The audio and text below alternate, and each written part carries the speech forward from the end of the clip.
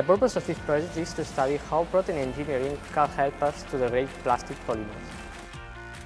In this exciting but challenging project, you will use some of the top techniques that real researchers use every day. It's important to degrade plastics because our oceans are fully polluted of them. Through an efficient plastic degradation, we can reduce its impact worldwide.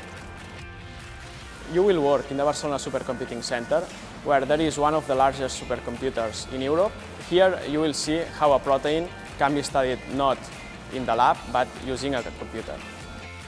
Computational modeling allows us to quickly test new protein variants without the need of expensive lab protocols. I like being here in Barcelona, and actually, if we're talking about science experience, it's really thoughtful, and we're doing something that in schools we not normally even get to know about, and the opportunities that are given to us are just great.